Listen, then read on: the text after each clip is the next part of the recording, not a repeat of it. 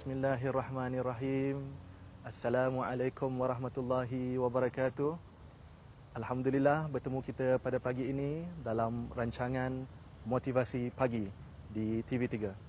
Bersama-sama saya, Syahrul Nizam Junaini, akan membincangkan topik berkaitan memberi. Tuan-tuan dan puan-puan, kita lebih selesa dalam keadaan menerima. Kita biasa menerima. Siapa yang tidak mahu menerima? Tetapi pagi ini, tuan-tuan dan puan-puan, saya akan bincangkan tentang bagaimana untuk menjadi seorang yang suka memberi. Tuan-tuan dan puan-puan, saya tertarik dengan satu filem yang bertajuk Laskar Pelangi. Salah satu watak dalam filem tersebut iaitu Pak Harfan yang merupakan seorang guru di sekolah. Beliau menyebut bahawa hiduplah kamu dengan memberi sebanyak-banyaknya, bukan menerima sebanyak-banyaknya. Bagaimana dalam kehidupan harian kita, kita dapat menjadi orang yang banyak memberi. Lebih banyak pemberian yang kita berikan kepada orang lain, maka lebih banyak manfaat yang datang dalam diri kita. Ini kata Pak Harfan. Bagaimana kehidupan kita ini memberi dan memberi, bukan menerima dan menerima.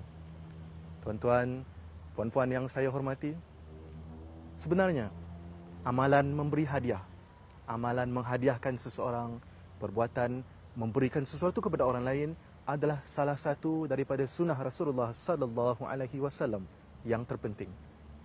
Baginda berusaha memberikan kita pelbagai faktor yang menyebabkan baginda memberikan kita banyak benda. Tanpa kita sedari, baginda Rasulullah sallallahu alaihi wasallam memberikan kita usaha, iaitu perkara yang dinamakan sebagai agama.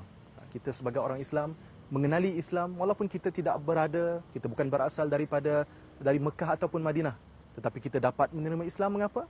Kerana itulah pemberian usaha Nabi sallallahu alaihi wasallam. Jadi baginda juga, tuan-tuan dan puan-puan, menggalakkan kita memberi hadiah. Baginda menggalakkan kita membuat pemberian walaupun sekecil mana sekalipun. Sebab itulah dalam Islam sendiri, amalan zakat, pemberian, satu amalan yang sangat penting, malah diwajibkan. Amalan bersedekah, besar ganjarannya. Amalan bersedekah walaupun cuma RM1, Allah janji sekurang-kurangnya 10 kali ganda. Kita memberi RM1, kita fikir kita hilang RM1, tuan-tuan dan puan-puan. Tetapi Allah gantikan 9 lagi, menjadikan semuanya 10. Banyak sebenarnya kisah-kisah para sahabat, kisah-kisah orang soleh yang memberi, bersedekah, Allah gandakan, Allah berikan pahala. Bukan setakat pahala, malah digantikan semula kehilangan mereka tadi. Dan tuan-tuan dan puan-puan, pepatah kita, orang memberi kita merasa, orang berbudi kita berbahasa, orang memberi kita sesuatu, maka dalam secara psikologinya, secara pemikirannya, kita berada dalam satu keadaan di mana kita rasa saya perlu membayar balik. Saya perlu pulangkan kembali kebaikan yang diberikan orang itu tadi kepada saya. Tuan-tuan dan puan-puan, sebenarnya keadaan ini, dalam biasanya apabila kita menerima satu yang positif, maka tindak balas kita juga positif. Apabila orang memberi kita kebaikan, kita rasa saya mesti berikan orang itu semula kebaikan. Amalan memberi, alhamdulillah, di kampung-kampung, di desa-desa, dan saya harap di bandar-bandar juga masih berterusan. Memberi juadah, terutamanya pada bulan Ramadan. Kita bertukar-tukar juadah. Tapi bayangkan kalau jiran kita, ataupun kita memberi jiran kita juadah untuk berbuka puasa, tetapi yang dipulangkan cuma pinggan kosong. Bagaimana perasaan kita? Tidak mengapa. Kita memberi, adakah niat kita untuk mendapat kuih yang lebih sedap? Ataupun kuih yang lebih banyak? Ataupun kita mengharapkan ganjaran Allah Subhanahu Wa Taala. Tuan-tuan dan puan-puan, orang yang menerima pemberian kita, mereka akan berada dalam rasa kurang selesa.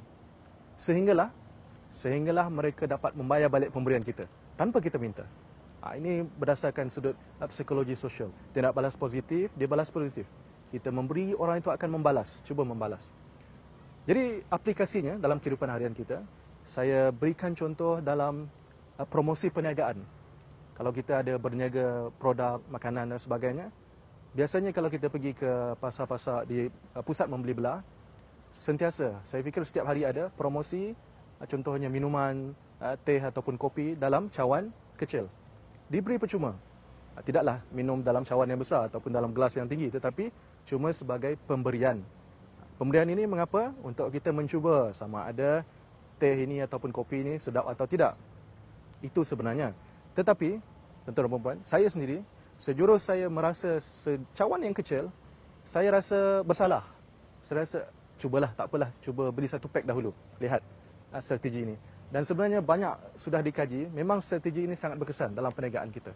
Dan kalau tuan-tuan dan puan-puan daripada Kuala Lumpur, daripada Semenanjung Malaysia, biasa bertandang ke Kuching, Sarawak contohnya, peniaga-peniaga kek lapis, mereka akan memotong kek lapis Sarawak, potongan yang kecil-kecil, percuma. Kita boleh pilih mana yang kita hendak, lihat lapisan yang mana. Kita boleh cuba, percuma, jangan risau.